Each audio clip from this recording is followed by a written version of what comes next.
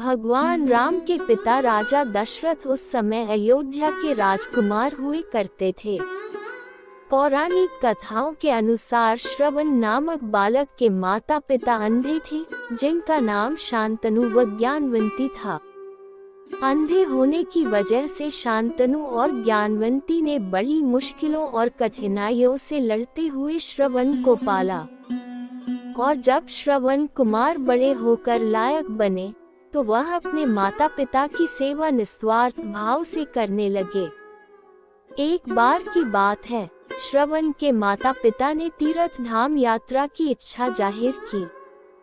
इतना सुनते ही श्रवण कुमार ने बांस की 2 बड़ी बड़ी टोकरियां बनाई और दोनों टोकरियों को एक मजबूत लकड़ी से बांध दिया।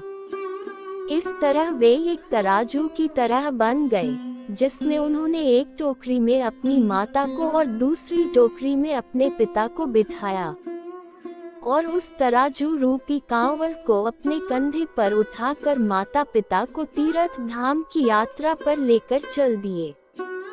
जब लोगों ने देखा कि एक बेटा अपने अंधे माता पिता की इतने समर्पण से सेवा कर रहा है, तो उनका नाम मातृ पितृभक्त श्रवण कुमार के रूप में प्रसिद्ध हुआ। तीर्थ धाम यात्रा के दौरान श्रवण हर रोज जंगल में कहीं न कहीं उचित स्थान देखकर ठहरते और वे अपना चूल्हा जलाने के लिए जंगल से लकड़ियां बटोर कर लाते और फिर वे अपने माता पिता के लिए खाना बनाते। श्रवण कुमार को इतनी मेहनत करते देख उनके माता पिता हमेशा ये सोचते कि वे कब इस उलझन से मुक्त हो पाएंगे। श्रवण की माता ज्ञानवंती श्रवण को घर के काम करने के लिए उन्हें मना करती, लेकिन इसके बावजूद श्रवण अपना कर्तव्य मानकर हर काम को स्वयं उसी लगन से करते थे।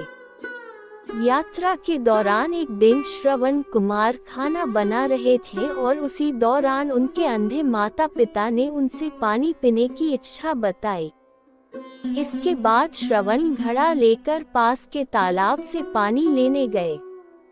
जब श्रवण कुमार जलाशय से पानी भर रहे थे, तो उनके घड़े से ऐसी आवाज निकल रही थी जैसे कोई जानवर पानी पी रहा हो।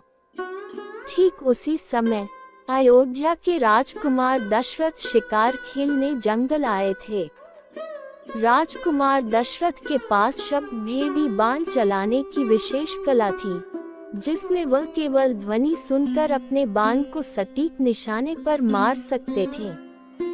श्रवण कुमार अपने माता पिता के लिए पानी भर रहे थे और उनके बर्तन से निकलने वाली ध्वनि राजकुमार दशरथ के कानों तक पहुंची।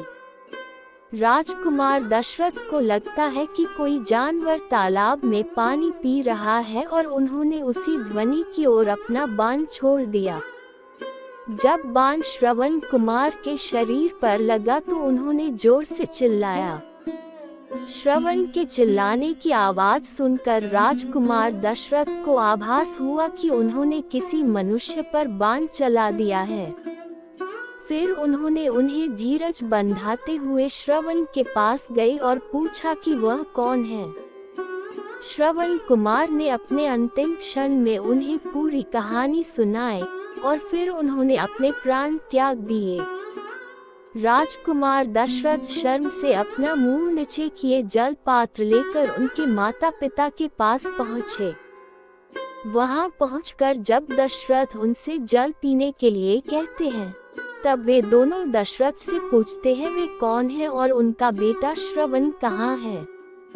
तब मन में दुखी होते हुए ग्लानि से भरपूर इक्ष्वाकु वंशज के राजकुमार दशरथ उन्हें सारा वृतांत बताते हैं।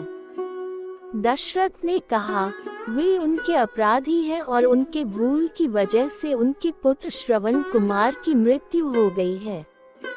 अपने इकलौते पुत्र की मृत्यु की खबर सुनकर दोनों माता पिता बुरी तरह से रोने लगे।